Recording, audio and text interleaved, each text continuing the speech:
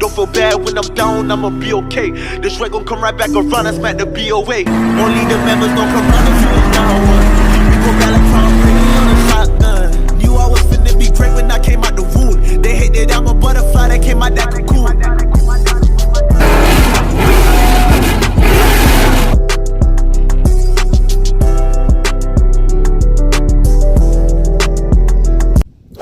First things first, what you want to do, you want to pop off this shift linkage right here, boy. That right there is pressed on, so all you gotta do is pop it out. I use this thing, put it in between right there, and I twisted it and then popped it right off. You can also use a flat tip screwdriver or whatever you can get in there to kind of pry it out with. And then if you come to the back over here, you got this it's like a U. You put this thing right there, you pull that out. See that? That's what locks these flaps from going back in. This flap right here, you push it and it goes in, you see? So that little clip keeps the flap from going in and your shift linkage from slipping out of placement. So all you have to do is squeeze these ears, the little rabbit ears right here, and push it through. And it should come out. That's how you do it if you don't want to take off this bracket. I'm going to take off the bracket because I hear if you take that bracket off, that oil pan will drop a whole lot easier without removing the exhaust. I don't feel like dealing with the exhaust, so I'm going to go the bracket route. It's a T40 hex bit at the top. There's two bolts up there. You feel around for them. Yeah, it's easy to get to. You can, I don't know if you can see it's my hand. There's plenty of room up here in the top to get a ratchet and a T40 hex up here. So if you can get up here and get those hex screws out, this whole bracket will fall, therefore you don't have to take this out, okay? I just did it to show you guys how to take it out. But by me taking this whole bracket off, I ain't got to do all that. So let me get that T40 and get this bracket off. Just do it! You see that right there? Just to get a viewers a better shot. That's a torque bit or a torque screw. This the bit right here that fits inside. Oop, dropped it. T40 goes right in there. Now, be careful with these things because they strip and break real easy. So when you put it in, make sure it go all the way in. There's no debris in there preventing it from going all the way in. And don't strip it. Other than that, you got to go the other route and take off the exhaust. Ain't nobody got time for that.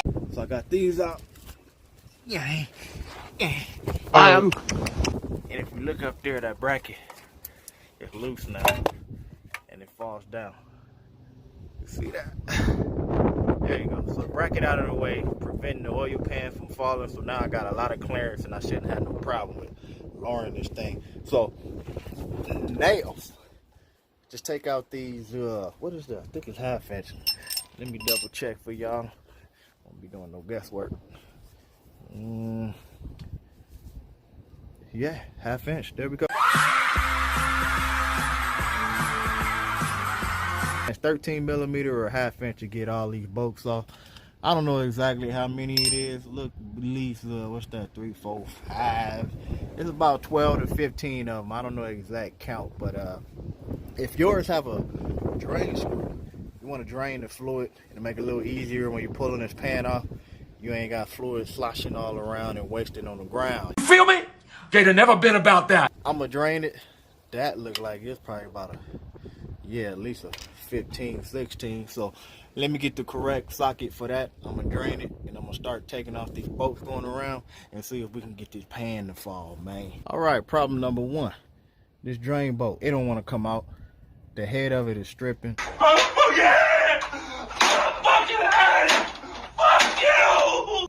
That would have made my life a whole lot easier draining the pan. So when I take this off, I ain't got to worry about spilling fluid. But the drain bolt had other plans. This thing is made out of aluminum foil. Alright, so basically I did what I said I was going to do. I started in the rear of the transmission pan and just moved up towards the front on both sides. I stopped right there, and as you can see, the pan was able to angle down. So all the fluid, as you can see, is running out of the back. It's a windy day. Look, it's blowing it all over the down. That's what I ended up doing. 2 more bolts left. I got the one in there that I loosened, and I got this one that I need to finished taking off, and this pan should fall down. I'm gonna go ahead and try to balance it and bring it down, because I ain't got all day to be waiting on this fluid to drain out of the back, because this aluminum foil drain bolt want to strip. You know what tools you have, and if you know what to use from the jump. If I'm giving y'all a heads up, y'all know what to use from the jump instead of bringing out all that. Damn! Voila, I've got it down.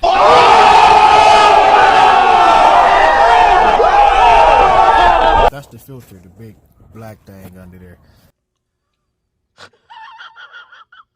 This thing is pressed on from here. So just use 2 hands to wiggle. Oh, see, it's about to fall out already. Just use 2 hands to wiggle and pull down, and it'll pull right out. There's no bolts in it or anything like that. So use 2 hands, pull it down. I would try to pull it down with 1, but I might drop it and splash all this oil in my face. So I'm gonna stop the camera, wiggle this down, and some people change the seal. I'm gonna see how tight this thing is in there. If it's tight, then I'm gonna just take a chance of just putting the new filter in with the seal in there. I hear it's a monster to get that seal out. I don't know if I want to deal with that. Okay, so let me get this filter out of there and show y'all the rest of the process. So the filter is out, and this is the valve body of the transmission.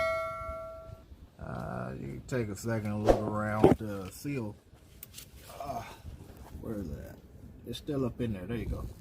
Right here. It's still up in there. I'm not dealing with it. As you can see, it's a tight fit.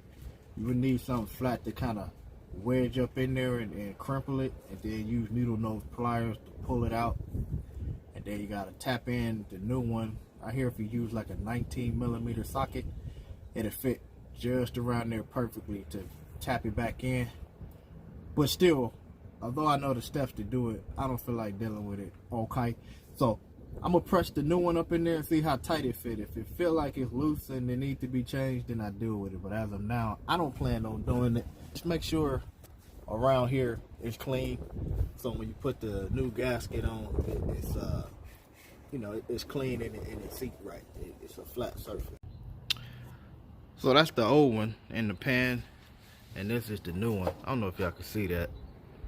We got bad lighting, but they look the same shape. They got the, there we go, the I don't know if that's the inlet or outlet or whatever, but that hole is in the same location, so this should fit, and that's a good thing, because I don't feel like going back. Got that right! If you look in the oil pan, you can see that it's fairly clean. I don't see any big metal shavings and all that kind of stuff.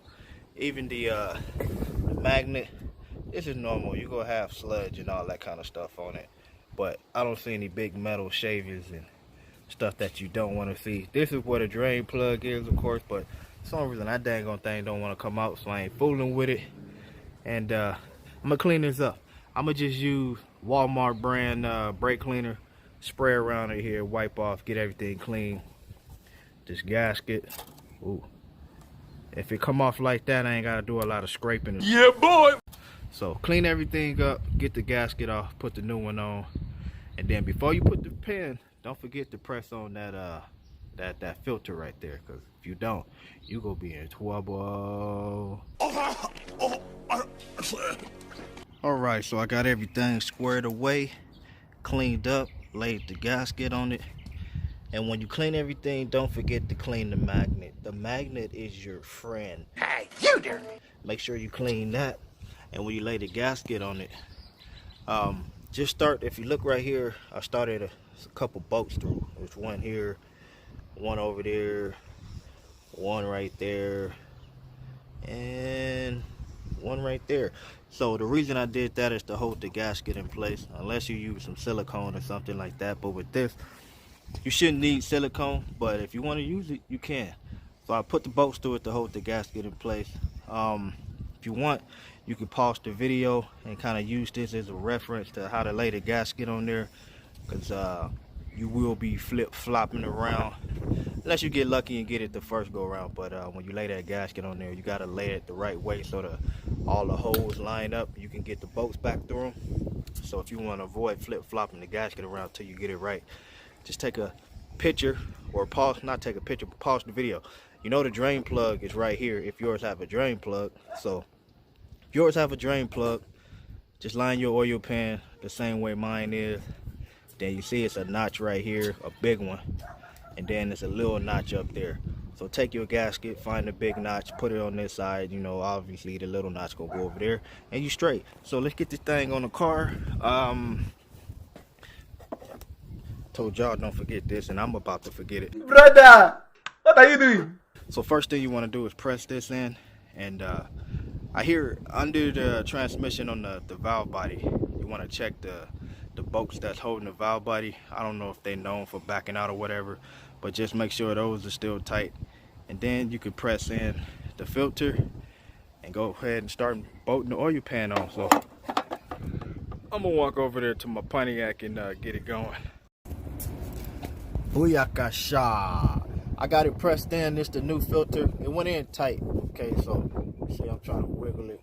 It's in there tight. I'm gonna take the chance of using that old seal. Like I said, the new one came with one, but I don't want to deal with it, man. I pressed the new filter in there. It went nice, snug. It's the right size and fit. So now I'm just gonna start putting up the oil pan. Oblique. That's all, folks. I put everything back together.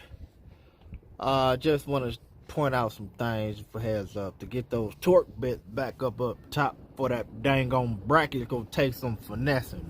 No shit. I got them, man, but you know, you can't see them, so you gotta feel around for the hole and try to get the bolt in it without dropping it and all that good stuff. It took a few minutes, but I got them, man. Also, when you torque these down, I hear it's supposed to be these bolts that go around the pan. I think it's like 9 pounds, foot-pounds, or something like that to do it with a torque wrench and all that good stuff. But I've done it a couple times over the years, and I don't even use a torque wrench. I just get a feel for it. You don't want to over tighten them. When you see the gas to start squeezing out and all that kind of stuff, you over tightened it.